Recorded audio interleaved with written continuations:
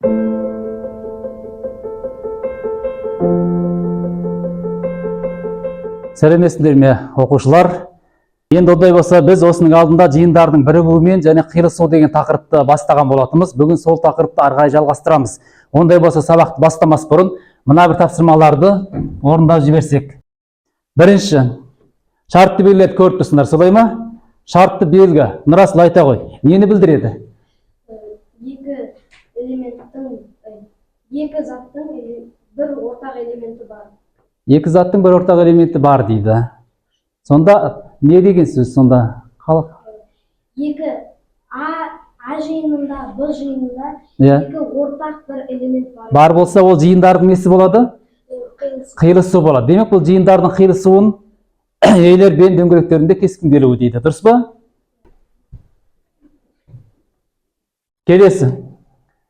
Байсақ айта ғой. Бұл жиындардың бірігуі, ол екі жиынында элементтері қамтылған кезде болады. Екі жиында элементтері толық қамтылған кезде жиындардың несі болады екен? Бірігуі болады екен. Келісеміз бе?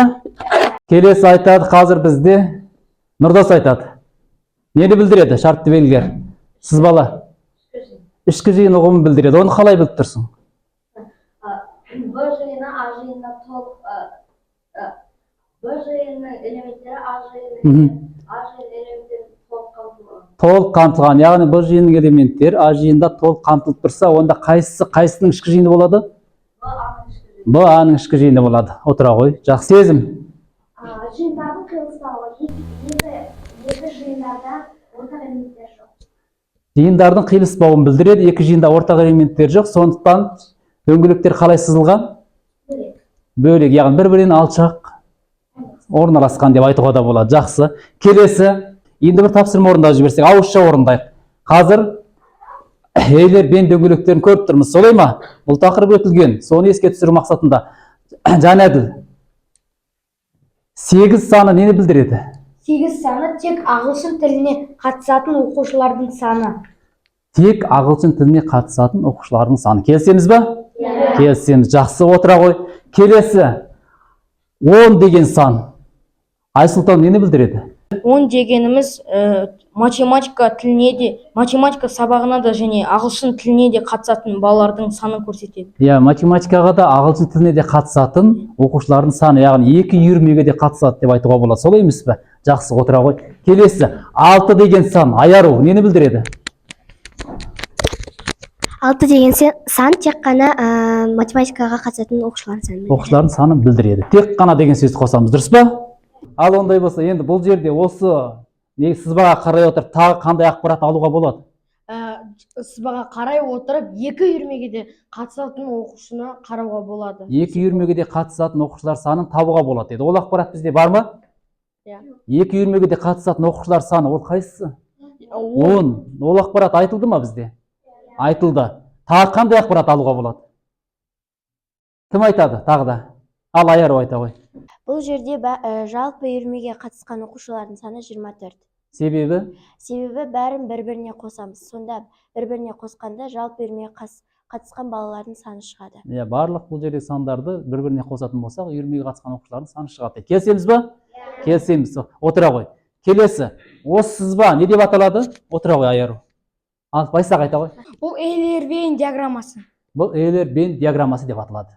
Жиындарды арнайы осындай Эйлер-Бейн дөңгелектер арқылы кескіндейтін болсақ, бізге тапсырма одан сайын көрнекі бола түседі екен. Жақсы. Отыра ғой. Енді үй тапсырмасында тапсырма берілген болады. Естеріңде ма? Жиындардың қиылысымен бірігуі негізі қиын тапсырма емес. Барлығында үй тапсырмасы орындалды ма? Үй тапсырма орындалды. Онда үй тапсырмасына тоқталмай қойық. Ары қарай енді қараңдар. Бүгінгі сабағымызда біз қандай мақсатпен жұмыс жасауымыз мүмкін? Қалай ойлайсыңдар? Қандай тапсырмалар орындауымыз мүмкін деп ойлайсыңдар? Ал айта ғой. Жиындардың бірігуі, қиылысуын тағы да қайталап үйренуіміз мүмкін. Жиындардың бірігуін, қиылысуын тағы да қайталап үйреніп, ары қарай тереңдетуіміз мүмкін дейді. Дұрыс па? Дұрыс. Тағы да қосатындарың бар ма? Отыра ғой. Ал айта ғой, Айару. Жиындарды кескіндеу дейді. Жиындарды кескіндеу дегеніміз ол Эйлер-Бейн дөңгелектеріне салу деген сөз ба? Яғни бірігу, қиылысу дегендерді сол сызбада көрсету деп түсініп отырмын. Жақсы. Біз осы мақсатқа бүгін жұмыс жасайтын боламыз. Олай болса, біз бүгінгі тақырыбымызды жазайық. Дәптерімізді ашамыз.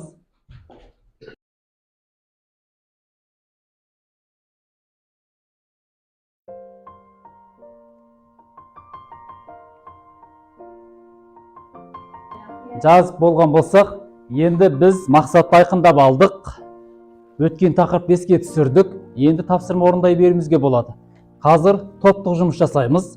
Топқа бөлінейік. Топқа бөлінгенде Інжу, сен мына топқа келе ғой алдына. Сен артық топқа. Сендер бесеуің бір топ, ортаға жинала қалыңдар. Сендер төртеуің бір топ. Сендер артқа. Реттеліп отырып алыңдар, ыңғайланып отырып алыңдар.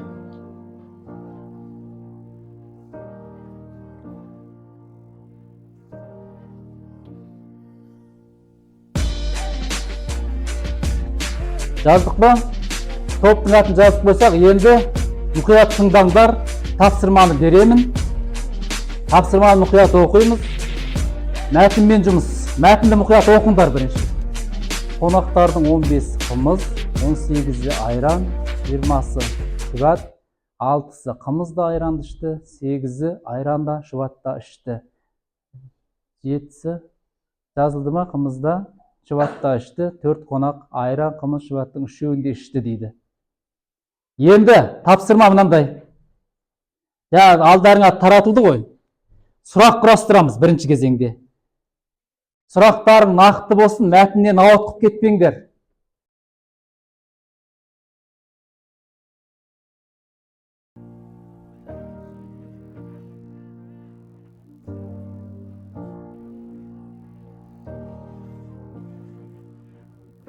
Бірінші топтың сұрақ дайын екен.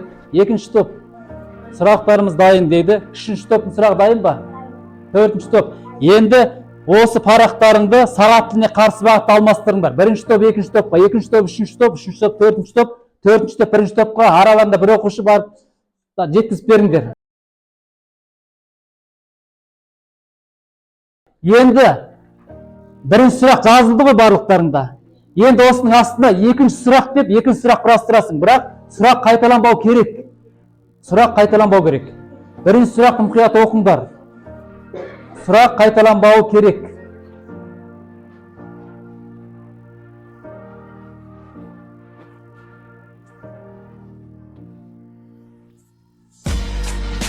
Ал оқушылар екінші сұрақтарын дайын ба? Тағы да сағатына қарсы бағытта парақтарды алмастырамыз. Жаңағы жеткізіп беретін оқушылар жеткізіп беріңдер.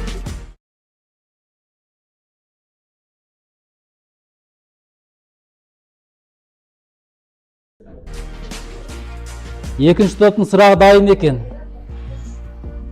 Қалған топтар өздері ақылдаса тұрыңдар. Енді үшінші топты күтейік, төртінші топты.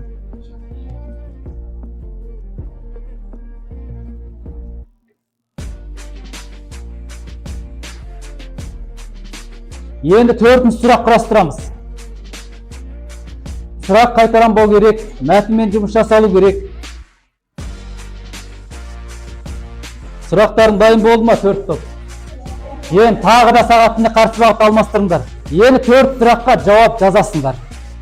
5 минут уақыт берем, толыққанды жауап жазасыңдар. Егер сызба керек болса, сызба сызамыз дегендей. Ал бастаңдар.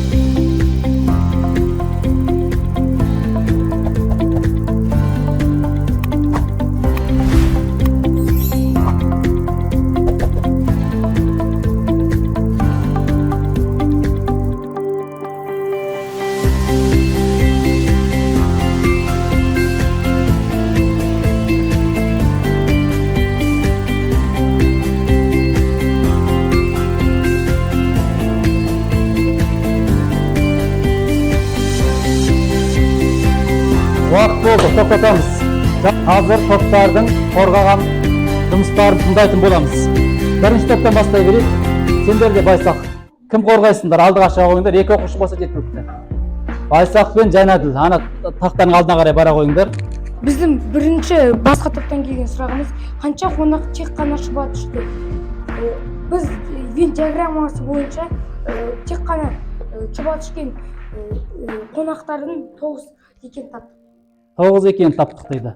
Осы бір сұрақтан талдайықшы. Осы сұраққа келісесіңдер ме? Шұбат ішкен қонақтардың тек қана 9 екенін таптық. Барлықтарында бірінші сұрақ осы емес пе? Жоқ, әлде әртүрлі ме? Әртүрлі, е? Неше адам тек қана қымыз ішті деген сұрақ па? Қайда бірінші сұрақ? Міне, неше адам тек қана? Сол сөздердің сұрақтарына жауап беріңдер. Неше адам тек қана қымыз ішті? Қанша адам? Біз тағы вен диаграммасымен оның 10 екенін таптық. 10 екенін таптық дейді. Вен диаграммасы дұрыс па? Вен диаграммасына назар аударыңдаршы. Жоқ, 10 емес, 6 екенін таптық. 6 екенін таптық. Ол қай жерден қателесіп тұрсыңдар сендер? Азайтудың. Мына жерді неге толтырмадыңдар мына жерлерді? Екі жиынның қиылысуы, бірігуі деген ұғымдар бар ғой бізде. Мына жерлерді толтыру керек пе еді? Толтыру керек болған. Егер вен диаграммасы осылай сызылатын болса, бұл сұрақтарға дұрыс жауап бере аламыз ба? Дұрыс жауап бере алмаймыз. Жақсы, бастамаларың дұрыс. Қанша қонақ қымыз, айран, шұбат үшеуін ішті? Біз бұл сұраққа ең бірінші жауап бергеніміз вен диаграммасын сыздық. Сосын біз оларды табу үшін бізге ол вен диаграммасын сызғанда ең ортасындағы сан 4 болып шықты. 4 дегеніміз сонда қандай сұраққа жауап бердіңдер? Қанша қонақ қымыз, айран, шұбат үшеуінде ішті? Қымыз, айран, шұбат ішті. Ал, дұрыс. Келісеміз ба? Вен диаграммасы дұрыс па? Дұрыс деп ойлаймыз, е? Келесі ал, екінші сұрақтарымды оқи қойыңдар. Жалпы қанша қонақ келді? Біз бұл сұраққа вен диаграммасын сызып, оның барлық сандарын жазып шықтық. Сосын олардың барлығын қосқанда осы сұраққа жауап шықты. Сонда қанша болды? 36. Барлық осы жерде жазған, вен дөңгелектеріне жазған барлық сандарды қосып шыққанда жалпы қонақтардың саны шықты дейді. Келісеміз ба? Бірінші топ мұқият тыңдаңдар. Вен диаграммада сәл қателіктер кетті ғой сендерде. Соны түзетіп алған мүмкіндіктерің бар. Енді келесі сұрақты оқи қой. Қанша адам айран, шұбат ішті? Қанша адам айран мен шұбат ішті дейді.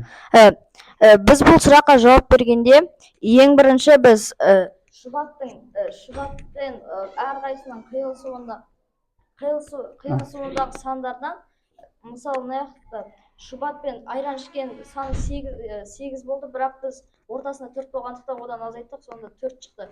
Сонда бізде айранда шұбатта ішкен адам 8. Айранда шұбат ішкен адам 8 дейді. Келісеміз ба? Екінші топ жақсы қорғап шықты деп ойлаймын, солай ма? Жақсы қорғап ма? Бірінші топ кері байлы, тағы не бар? Мына жақта тек қана дегенде 4 екен, тек қана шұбат пен айран ішкендердің саны 4. Тек қана шұбат пен, өйткені арғы жағында 4 қонақ не болады екен? Арғы жағында 4 қонақ барлығын ішкен. Сонда өзгертті, сұрақтарын өздері түзетіп жатыр, қараңдар. Тек қана немен не ішкен деді? Тек айран мен шұбат. Шұбат ішкен, ол 4 қонақ екен. Дұрыс, себебі оның ішінде 3 қонақ үшеуінде ішкен қонақтардың қатарына енеді ғой. Сондықтан 4-ті алып тастап 4 екен. Дұрыс, жақсы, керемет. Отыра қойыңдар. Онда 4 топта жаңа оқушылар жұмыстарын тақтаға іліңдер.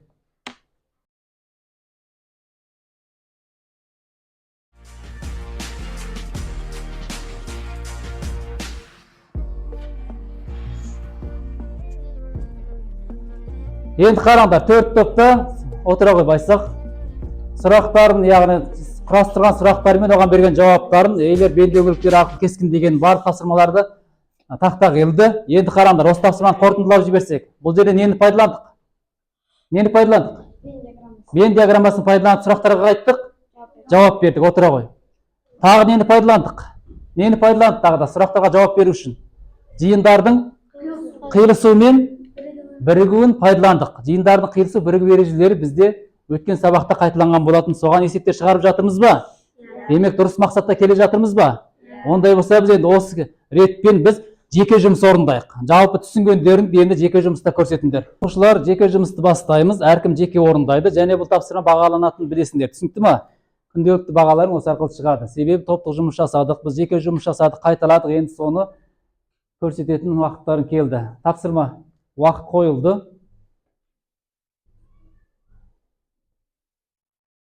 Мұқият болыңдар, тапсырмаға сұрақ ашылсын. Уақыт кетті, 10 минут уақыт беріледі. Бір сызба арқылы 10 тапсырма құрастырылған. Тек қана сөзін жазбай, жауаптарын ғана жазыңдар. Бірінші сұрақ жауабы, екінші сұрақ жауабы. Барлығына көрініп тұр ғой. 10 минут уақыт.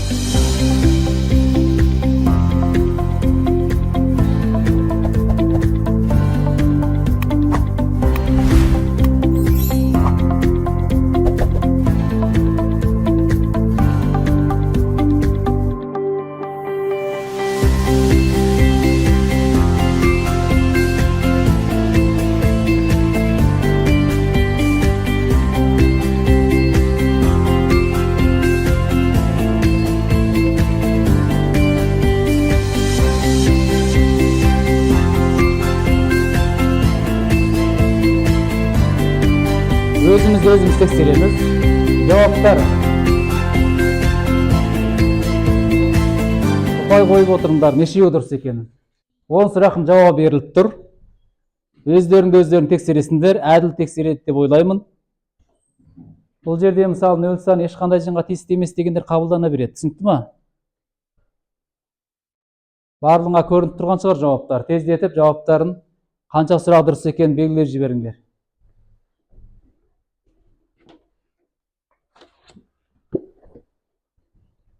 Тездетіп тексеріп жіберіңдер. Болдыңдар ма?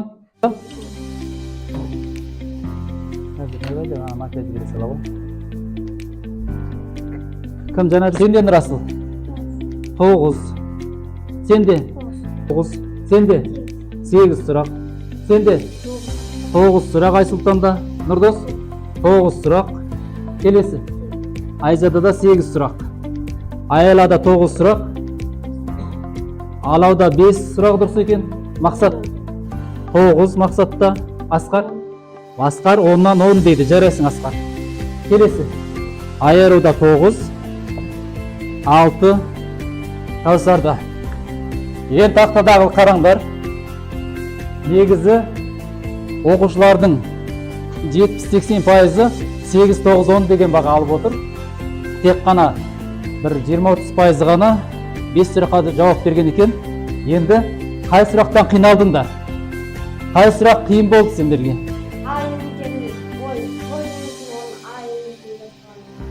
Ба дейіннің элементтері мына жері ауысып тұр ғой.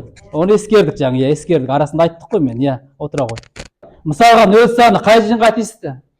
2 жиынға да тиісті. 2 жиынға да тиісті емес. Оны не деп жаздыңдар? Не деп жаздың? Мен бос жиын деп жаздым. Бос жиын деп жаздың ба?